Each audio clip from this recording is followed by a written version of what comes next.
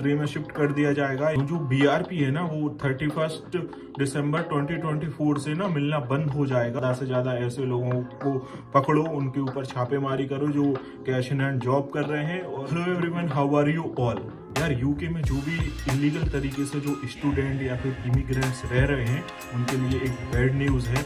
UK के prime minister ने कुछ टाइम पहले भी बहुत ही एग्रेसिव तरीके से ना बोला था कि जो भी इलीगल तरीके से यहाँ पर लोग रह रहे हैं उनके लिए बहुत हो गया है, अब उनको उनकी होम कंट्री वापस जाना रहेगा। और रिसेंटली अभी भी उन्होंने एक बहुत ही एग्रेसिव तरीके से स्टेटमेंट दिया है, इनफ इज इनफ, अब बहुत हो गया, अब जो भी इलीगल तरीके से स्टूडेंट या इमिग्रेंट रह रहे हैं उनको वापस जाना रहेगा। तो अभी ये कुछ नए रूल्स लेकर आए हैं, वो मैं आपको डिटेल में बताता हूँ कि वो रूल क्या हैं और उनका क्या इम्पैक्ट पड़ेगा। लेकिन हाँ, ये तो सच है कि आने वाले टाइम में जो भी इलीगल तरीके से यहाँ पर लोग रह रहे हैं उनका कुछ ना कुछ तो हो जाएगा, या फिर उनको अफ्रीका की कुछ कंट्री में शिफ्ट कर दिया जाएगा, या फिर उनको उनकी होम कंट्री में जाना पड़ेगा। आपको एक बात और बता दूं, जो बीआरपी है ना वो 31 दिसंबर 2024 से ना मिलना बंद हो जाएगा। उसका एक नया ऑप्शन लेकर आए हैं ये लोग। कुछ स्टूडेंट हैं जो बीच में अपनी पढ़ाई छोड़ देते हैं, यूनिवर्सिटी जाना बंद कर देते हैं और यहाँ पर इलीगल हो जाते हैं।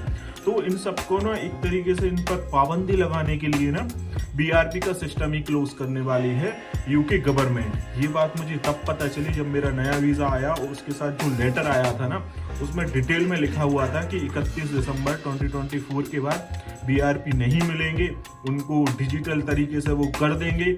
और भी कुछ सीन था उसमें, मैं आपके साथ डिस्कस करूंगा किसी वीडियो में।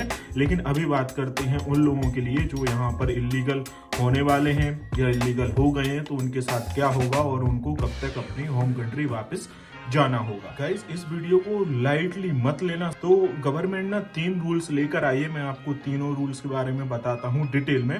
पहला उन्होंने क्या किया है कि जो बैंक्स रहते हैं ना उनसे ना डिटेल लेना चालू कर दी है। मतलब जब हम अपना बैंक अकाउंट ओपन करते हैं तो बीआरपी भी लगता है, तो बैंक के पास डिटेल रहती है कि किस पर्सन का वीजा खत्म होने वाला है या फिर नहीं होने वाला है, और उसमें अकाउंट में एक्टिविटी चल रही है या नहीं चल रही है।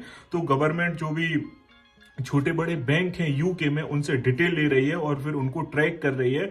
और बैंक को ये भी ऑर्डर दे दिए गए हैं कि जिन लोगों के ऊपर आपको डाउट है कि इनका वीजा खत्म हो गया है लेकिन ट्रांजैक्शन अभी भी हो रहे हैं, तो उनके अकाउंट आप सील कर दो, अब से कोई ट्रांजैक्शन नहीं होना चाहिए। और उनकी detail as soon as possible government को पूरी प्रोवाइड करा दो, जिससे कि वो उन बंदों को ट्रैक कर पाए। एक अकोमोडेशन को लेकर जरूरी बात, अगर यूके में आप एज अ इंटरनेशनल स्टूडेंट आने वाले हो या फिर आ गए हो और आपको अकोमोडेशन नहीं मिल रहा है, तो एम्बर के थ्रू आप अपना अकोमोडेशन बुक कर सकते हो। इसके लिए आपको कोई भी हार्ड प्रोसेस फॉलो नहीं करना है, लिंक है डिस्क्रिप्शन में। जब लिंक पर आप क्लिक करोगे तो इस तरीके का एक पर्सनल असिस्टेंट फॉर्म ओपन हो जाएगा। इस फॉर्म को फिल कीजिए तो as soon as possible Amber की टीम आपसे कॉन्टेक्ट करेगी और उनके थ्रू आप अपना अकोमोडेशन बुक कर सकते हो। एम्बर में कोई भी हिडन चार्जेस नहीं है। अगर आप अपनी यूनिवर्सिटी के पास में अकोमोडेशन चाहते हो या फिर आप चाहते हो सिटी सेंटर के पास, एम्बर में सारी तरह की अकोमोडेशन अवेलेबल है। तो लिंक है डिस्क्रिप्शन में, जाइए और एम्बर के थ्रू अपना अकोमोडेशन बुक कीजिए अगर आप अकोमोडेशन फाइंड कर रहे हैं यूके में। तो पहले क्या होता था कि रेट पड़ती थी, बहुत पड़ती थी, और जो भी student cash in hand job करते थे ना उनके माइंड में ना कहीं डर रहता था कि यार कहीं रेट नहीं पड़ जाए। और अब फिर से वापस आ गई है, वो भी 50% ज्यादा कैपेसिटी के साथ। फॉर एग्जांपल, पहले जो रेट पड़ती थी ना उसको 10 लोग करते थे या फिर 10 टीम थी, तो अब वो टीम में 50% और इंक्रीज कर दिया गया है स्टाफ की भाई आप ज्यादा से ज्यादा रेट करो और ज्यादा से ज्यादा ऐसे लोगों को पकड़ो, उनके ऊपर छापेमारी करो जो कैश इन हैंड जॉब कर रहे हैं और जो इलीगल तरीके से रह रहे हैं। एक चीज ये भी हो गई है, अब जो रेट पड़ेगी वो 50% ज्यादा पड़ेगी। तो बी केयरफुल, अगर आप कैश इन हैंड जॉब कर रहे हो तो मैं आपको पहले भी सजेशन देता था, अभी भी यही सजेशन दूंगा कि मत करना, कोई मतलब नहीं। स्टडी करने आए हो 1 साल अपना स्टडी करो, उसके बाद तो फिर आपको लाइफ टाइम जॉब ही करना है। और थोड़े दिन की बात है यार, स्टडी कंप्लीट हो जाएगी, उसके बाद तो खूब पैसा बना सकते हो, टेंशन मत लेना पैसों को लेकर।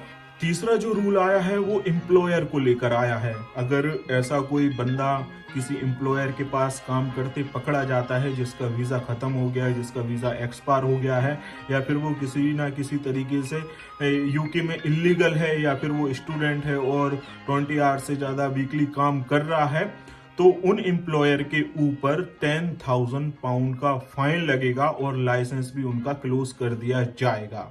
ये बहुत स्ट्रिक्ट तरीके से गवर्नमेंट रूल लेकर आई है।